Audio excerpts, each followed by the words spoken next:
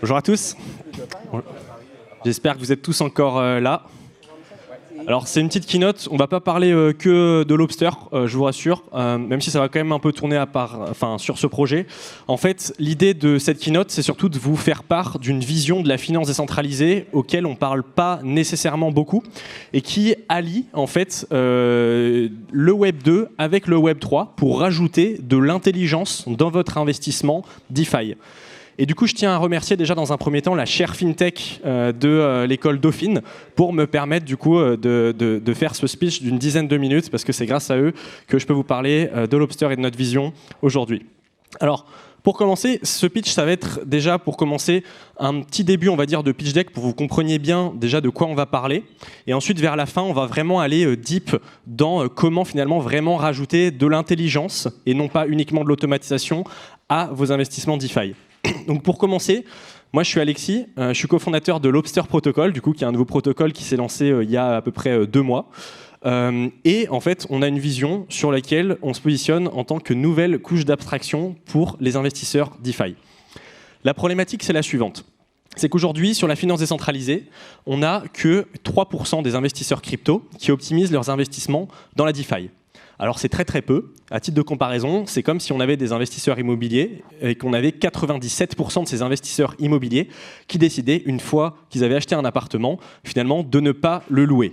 Alors l'analogie est assez marrante, parce que c'est vrai que dans la DeFi, il peut y avoir aussi des problématiques liées à la sécurité, aux smart contracts, mais en fait, si ces problématiques n'étaient liées qu'à ça, peut-être que le problème ne serait pas aussi gros. Et la question qu'on va se poser, c'est pourquoi autant d'intérêt dans la finance décentralisée pour vraiment si peu de personnes qui sont dedans. En fait, il y a aussi une problématique financière, puisque le rendement, il va aussi pas être à la hauteur des risques que vous allez prendre. Et c'est ce qu'on voit justement dans les plateformes de lending et de staking, qui, à part quand on parle d'un protocole qui va vous donner des rendements pendant 2 semaines, mais qui ne vont pas être très durables, en fait, dans la plupart des cas, on parle de 2 à 4% de rendement maximum remis sur l'inflation du token. Ça, c'est pour le lending et le staking. Ou alors, on a d'autres catégories de protocoles qui sont des protocoles finalement auxquels les particuliers fuient un petit peu parce qu'ils deviennent de plus en plus complexes. On parle principalement du liquidity providing.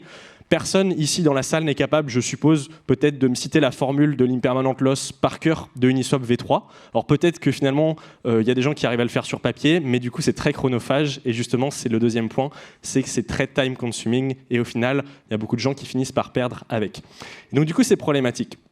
Et en fait, le problème, il est un petit peu plus profond, c'est que les couches de base de la finance décentralisée aujourd'hui, elles sont très performantes, elles sont très bien établies, mais leur KPI numéro 1 qu'ils vont regarder, c'est pas est-ce que vous allez gagner de l'argent avec leur protocole, puisqu'il y a une forme de conflit d'intérêt. Je m'explique. En fait, AVE, eux, ils vont principalement gagner de l'argent avec un matching sur les prêteurs et les emprunteurs. Et il y a même certaines configurations de marché où ça va les arranger qu'un prêteur va gagner moins de rentabilité, puisque c'est ce qui va faire justement les boucles de rendement entre les prêteurs et les emprunteurs. Uniswap, eux, leur business model, c'est de faire des volumes d'échange. C'est là-dessus qu'ils gagnent de l'argent. Et en fait, ils vont même mettre en concurrence les liquidity providers entre eux, donc à partir des V3 et des V4, pour justement se dédouaner finalement de ce problème-là et de réellement optimiser les échanges. Donc en fait, on voit aussi ce conflit d'intérêt avec l'argent qu'on peut espérer gagner en tant que liquidity provider sur Uniswap. Et donc on voit apparaître l'énorme opportunité finalement de créer une surcouche qui cette fois-ci va rajouter vraiment une couche d'intelligence et qui va venir optimiser vos placements de la meilleure façon qui soit, et donc pour obtenir soit un rendement supérieur, soit un rendement plus durable, mais en tout cas optimiser une couche sous-jacente. Et donc du coup, c'est là qu'en gros, Lobster, on intervient. Donc Lobster, c'est une plateforme qui est la parfaite alliance entre 3 choses. Donc vous voyez, petit 1, donc la première chose déjà, on est une DApp comme toutes les autres. Donc en fait, c'est un investissement en à peu près 30 secondes si vous avez déjà un wallet. 100% liquide, donc on ne casse pas ces valeurs-là de la DeFi. Vous pouvez déposer un jour, retirer le lendemain, libre à vous. Et également à partir de 1 $ uniquement. Ensuite, la deuxième chose, c'est qu'en fait, on permet aux gens d'accéder au même rendement qu'ils peuvent avoir sur du liquidity providing, en tout cas que ce que les professionnels peuvent avoir sur du liquidity providing, mais aussi simplement qu'en faisant du staking ou du liquid staking, par exemple. Et donc pour ça, on permet aux gens d'accéder à des pools de liquidité avec un seul token d'apport. Et je pense que ça vaut le coup d'œil d'expliquer rapidement ce schéma. En fait, nous, on va avoir des stratégies qui vont être multi-protocoles, mais qui ne vont pas paralléliser les protocoles. On va avoir des stratégies qui vont vraiment les utiliser tous en commun et vraiment les mettre en série. C'est-à-dire que dans ce schéma-là, Par exemple, un client il va déposer de l'Ethereum, et en déposant de l'Ethereum, on va le mettre en collatéral sur Aave, et on va emprunter un autre token, donc en l'occurrence ici du Bitcoin. Et donc un emprunt, c'est équivalent à un short au marché. Et sur cette configuration-là, on est en short Bitcoin sur Aave, mais on est en long Bitcoin sur Uniswap. Donc la stratégie au global, en fait, elle est hedgée à 100% sur l'Ethereum. Et c'est comme ça qu'on permet d'accéder à un rendement élevé, mais avec aussi simplement que du staking. En fait, mince, j'ai passé sur celle d'avant. En fait, pour faire ça, on a besoin d'algorithmes qui sont un peu plus complexes que ceux qu'on peut faire tourner sur des smart contracts. Et nous, on utilise des algorithmes prédictifs. Et si vous n'êtes pas convaincu par la puissance des algorithmes prédictifs, sachez que ceci, c'est le résultat que peut obtenir un particulier sur Uniswap V3. Donc en fait, globalement, la plupart des particuliers se font vraiment défoncer dessus. Donc ici, on n'a que un moins 6% à l'année. C'est déjà plutôt pas mal pour quelqu'un qui s'immisce tout seul dedans. Ensuite, on a les plateformes qui, justement, n'ont pas de forme d'intelligence, mais ont uniquement une forme d'automatisation. Donc j'imagine que vous en connaissez certains, c'est ceux qu'on appelle communément les yield optimizers, et non pas les strategy managers. Donc les yield optimizers, eux, ils vont vous permettre, avec des critères assez basiques, de dire, OK, par exemple, quand on sort d'un range, on va en recréer un autre, etc. Alors ça marche, mais par contre, ça ne va pas vraiment vous réduire votre risque. Et donc, on voit qu'ici, on n'a pas tout le temps l'impermanent loss qui est récupéré à terme. On a même des gros drop-downs sur la stratégie. Et ça, c'est ce qu'on peut obtenir avec des stratégies de modèles prédictives. Mais du coup, pour ça, on est obligé d'allier la performance du Web 2 avec la sécurité du Web 3. Donc nous, c'est exactement ce qu'on fait. Et pour ne pas casser justement les valeurs de l'écosystème, ce qu'on fait, c'est qu'on traite les données sur le Web 2 et on a un algorithme prédictif qui va renvoyer uniquement les résultats sur le smart contract en question. Et ce smart contract en question a un whitelisting au préalablement défini qui ne peut pas changer dans le temps sur les protocoles sous-jacents du coup, qui ont pour objectif d'être optimisés.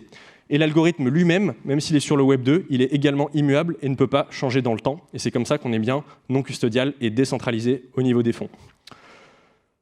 En fait, cette stratégie, elle nous permet même d'aller un petit peu plus loin et de prétendre être un hub pour la création de stratégies, pour dans un premier temps les professionnels et ensuite les particuliers, pour créer en fait un espèce de protocole qui permet de créer du rendement sur n'importe quel token, avec n'importe quel pool de liquidité en sous-jacent et surtout avec n'importe quel niveau de risque. Donc ça, c'était un petit peu pour la présentation de Lobster. Maintenant, la question qu'on va se poser pour rajouter de l'intelligence à votre placement DeFi, c'est finalement quels sont les paramètres à regarder. En fait, il y en a deux. Il n'y a pas que le rendement, contrairement à ce qu'on pense. En fait, la première chose qu'on va regarder, c'est effectivement, donc ça c'est un backtesting sur une pool qu'on a effectué, je crois que c'est Ethereum USDC sur 2 ans, donc en liquidité concentrée. En fait, on ne va pas que regarder l'APR, parce que si on a un APR de 15%, mais qu'on a des drop-downs de 30%, je pense que niveau émotionnel, ça va jouer un petit peu. Et du coup, on va regarder ce deuxième paramètre qui est le drop-down maximum, donc la perte maximum que vous pourriez avoir en ayant placé au mauvais moment. Et ça, c'est vraiment un paramètre de risque très important. Et en fait, par rapport à ça, ensuite, on va regarder du coup, les décisions de l'algorithme sur les périodes de forte volatilité, si finalement l'algorithme il a bien pris les bonnes décisions de, par exemple, sortir de la pool, etc. etc. Et dans notre modèle de backtesting, on peut même voir les décisions de l'algorithme, quand est-ce qu'il est full sur Aave, quand est-ce qu'il est un peu sur Uniswap et un peu sur Aave, quand est-ce qu'il est uniquement sur Uniswap, etc. etc. La dernière chose à regarder, ça va être d'avoir une stratégie qui va être ce qu'on appelle market timing proof. Et ça, qu'est-ce que ça veut dire? Ça veut dire qu'on veut éliminer au maximum la probabilité de perdre de l'argent. On veut que le rendement il soit prévisible à travers le temps. Et pour ça, en fait, on va définir une même stratégie avec des mêmes paramètres, mais on va la faire en la commençant à plein de moments de l'année différents. Et on va voir si effectivement, ça gagne de l'argent bien sur du long terme. Parce qu'il est possible qu'on commence une stratégie à un bon moment et qu'en fait, ça marche, mais que dans d'autres configurations de marché, ça ne marche pas. Et du coup, la question qu'on va se poser, c'est mais concrètement, comment est-ce qu'on fait pour ajouter du coup de l'intelligence là-dedans et finalement remplacer l'humain qui est derrière aujourd'hui vos placements DeFi et qui prend le choix de prêter de l'argent sur Aave ou justement de retirer d'une pool ou d'en remettre. Donc la première question qu'on va se poser, c'est quoi les paramètres que vous regardez? En fait, on va faire une petite comparaison avec du trading. Sur du trading, principalement, vous regardez peut-être les volumes d'échange, vous regardez peut-être le cours et vous vous dites, OK, là, il faut acheter, là, il faut vendre. En tout cas, ça, c'est le trader qui se prend pour un trader professionnel dans sa chambre, mais c'est un peu ça qu'il va regarder. Et nous, on a un algorithme, justement, qui prend en compte les paramètres, du coup, on-chain, mais les paramètres de DeFi, parce qu'on parle d'un algo de DeFi. Donc, on a la liquidité de la pool, la concentration, etc. Ensuite, on va le faire passer dans une machine, et cette machine, elle a différents modules qu'on va détailler juste un tout petit peu après pour que vous compreniez ce que c'est. Et ces différents modules, ils vont renvoyer ils vont renvoyer des états d'application sur la blockchain en disant « Ok, je pense que pour optimiser ton placement, il va falloir par exemple placer un peu plus sur Aave ou un peu plus sur Uniswap ». Et en fait, ces états, ensuite, ils vont être traduits par un algorithme mathématique qui s'appelle l'algorithme du simplex et qui va traduire ça sous forme de transactions. Donc finalement, les outputs d'un algorithme aussi complexe, c'est vraiment aussi simple que juste dire « Ok, on va emprunter telle crypto sur Aave, ou alors on va la rembourser, ou alors on va burn un LP ou recréer un LP ». Donc en fait, des sorties, il n'y en a que 5 ou 6, alors que des paramètres d'entrée, on en a potentiellement des millions. Pour aller un petit peu plus deep, du coup, sur les modules, c'est ce que vous allez vous regarder en tant que DeFi, justement, user, pour choisir de créer votre position. Donc par exemple, ici, je vous en ai détaillé 2. Le premier module, c'est le range size module, donc le choix du range de liquidité sur Uniswap. Donc le range de liquidité sur Uniswap, pour information, c'est le range de prix sur lequel vous allez apporter de la liquidité et ça va définir en quelque sorte votre risque sur le placement.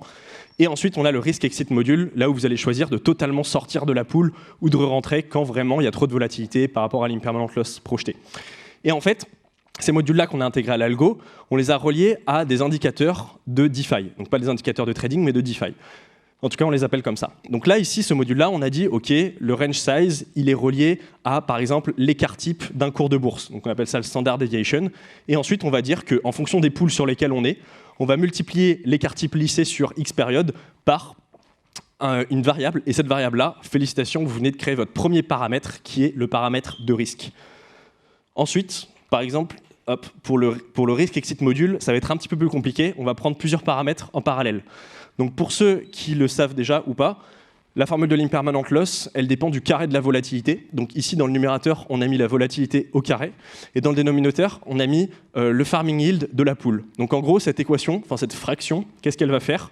C'est que plus la volatilité va être élevée, plus votre risque va être élevé, ou alors plus le farming de la pool, donc le volume lié à la pool va être faible, plus votre risque va également être élevé. Et ensuite, maintenant, vous devez définir un actionneur, comme on a fait précédemment. Et là, l'actionneur, vous allez dire, par exemple, dès que l'historique de cet indicateur, dès qu'actuellement, on a atteint 80% de l'ATH de cet indicateur, vous allez, par exemple, sortir de la pool. Et là, félicitations, vous venez de créer votre indicateur, votre paramètre de fréquence de risque, donc la fréquence de sortie de la pool. Donc ça, c'est vraiment les modules qu'on vient implémenter dans l'intelligence de l'algorithme pour pouvoir justement choisir quelles vont être les meilleures décisions à prendre. Et en fonction des pools sur lesquels on va dans un premier temps varier un petit peu les paramètres et parfois on va même enlever des modules ou en rajouter. Et en fait, à travers ça, ce sur quoi on est en train de travailler du coup actuellement, c'est justement utiliser une intelligence artificielle qui pourrait faire 2 choses. La première chose, c'est déjà de choisir les meilleurs paramètres optimum, parce que là, juste avant, je vous ai présenté des paramètres pour que vous compreniez comment ça fonctionne, mais il faut savoir que dans notre algorithme, on en a à peu près 70 à définir pour chaque pool qu'on crée. Donc quand je parle de pool, je parle d'une pool qui est reliée à Aave en emprunt et qui est en delta neutre sur uniquement un des 2 tokens de la pool. Et la deuxième chose que pourrait faire cette IA, c'est finalement créer elle-même ses propres modules et qu'on ne puisse même plus leur donner de nom. Et ça, c'est la réelle façon de définir justement l'intelligence sur votre placement DeFi. Hop. Cette stratégie-là, c'est celle sur laquelle on travaille.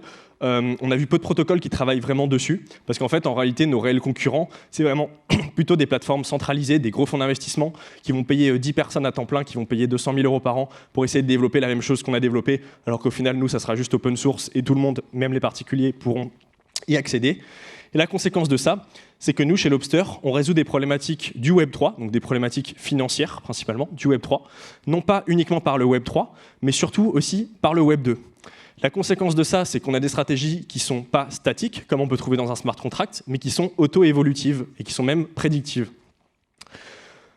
Et surtout, la conséquence au niveau du user, c'est qu'en fait, on arrive à faire la stratégie que je vous ai décrite précédemment, du coup avec le schéma, mais sur n'importe quel token. Donc en fait, on a créé le cas général de n'importe quelle stratégie de delta neutre qu'on peut faire sur tous les protocoles de liquidity providing.